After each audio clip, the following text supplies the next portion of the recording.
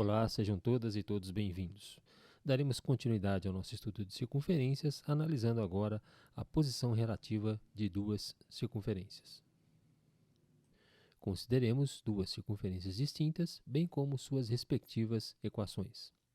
A partir das mesmas, podemos determinar tanto as coordenadas do centro, como o raio das mesmas. Para então determinarmos a posição relativa dessas duas circunferências, devemos analisar a distância entre os centros das mesmas e comparar com os raios das duas circunferências. Teremos então os seguintes casos. As duas circunferências podem não ter ponto em comum, entretanto, elas podem ser exteriores. Nesse caso, se calcularmos a distância entre os centros, veremos que tal distância é maior do que a soma dos raios. Também temos o caso em que as duas circunferências não têm ponto em comum, porém uma é interior à outra. Nessa situação, se calcularmos a distância entre os centros das mesmas, veremos que tal distância é menor do que o módulo da diferença entre os raios. Note que aqui usamos o módulo para garantir que essa diferença entre os raios seja de fato um número positivo. Por exemplo, considere a circunferência de equação x menos 4 ao quadrado mais y mais 1 ao quadrado é igual a 9. Tal circunferência tem centro no ponto de coordenadas 4 e menos 1 e seu respectivo raio é igual a 3. Considere a segunda circunferência de equação x mais 3 ao quadrado mais y menos 3 ao quadrado igual a 4. Tal circunferência tem centro no ponto menos 3 e 3 e raio igual a 2. Vamos então calcular a distância entre os centros desta circunferência. E observamos que, nesse caso, tal distância é igual à raiz quadrada de 65.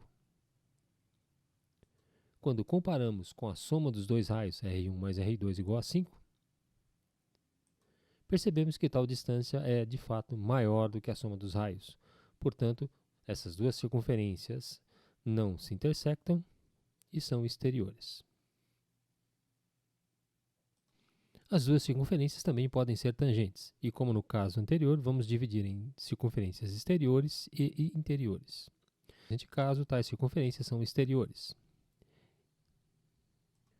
Calculando-se a distância entre os centros das mesmas, vemos que neste caso, essa distância é igual à soma dos dois raios. Também temos a situação em que uma circunferência é interior à outra. Sendo as circunferências tangentes nesse caso, no ponto P, a distância entre os centros da primeira e da segunda circunferência é igual ao módulo da diferença entre os dois raios. Por exemplo, consideremos a circunferência de equação x menos 5 ao quadrado mais y menos 2 ao quadrado igual a 36. Para tal circunferência, o centro se situa no ponto de coordenadas 5 e 2 e seu respectivo raio é igual a 6. Já a circunferência de equação x menos 9 ao quadrado mais y menos 2 ao quadrado igual a 4 tem centro no ponto de coordenadas 9 e 2 e raio igual a 2. Calculamos então a distância entre os seus centros e notamos que essa distância é exatamente igual a 4. Agora avaliamos a diferença entre os raios em módulo 6 menos 2 igual a 4, de maneira que, nesse caso, a distância entre os centros das duas circunferências C1 e C2 é exatamente igual ao módulo da diferença entre os raios, caso em que as duas circunferências são tangentes interiormente. A última situação, que envolve a posição relativa de duas retas, é exatamente o caso em que elas são secantes. E caso elas sejam secantes, teremos dois pontos distintos de intersecção, P e Q. Nesse caso, ao calcularmos a distância entre os centros dessas duas circunferências, veremos que ela se situa no intervalo em que um limite é o caso em que as circunferências são tangentes interiormente, e o outro, o superior, aquele caso em que as circunferências são tangentes exteriormente. Ou seja, a distância entre os centros varia de R1 menos R2 em módulo até R1 mais R2, exceto os extremos. Considere uma circunferência de equação x mais 3 ao quadrado mais y menos 4 ao quadrado é igual a 25. O centro dessa circunferência se localiza no ponto de coordenadas menos 3 e 4 e tem raio igual a 5. Já a segunda circunferência de equação x² mais y² igual a 16 tem centro na origem, 0, 0, e raio igual a 4.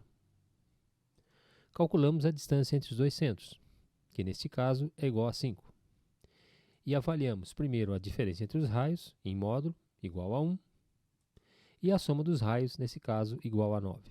E percebemos que tal distância é maior do que 1 e menor do que 9, portanto, caracterizando um caso em que essas circunferências são secantes. E com esse exemplo, finalizamos o nosso estudo de circunferências. Nos próximos encontros, vamos analisar as chamadas cônicas, elipse, parábola e hipérbole. Um forte abraço a todos, boa sorte e até lá!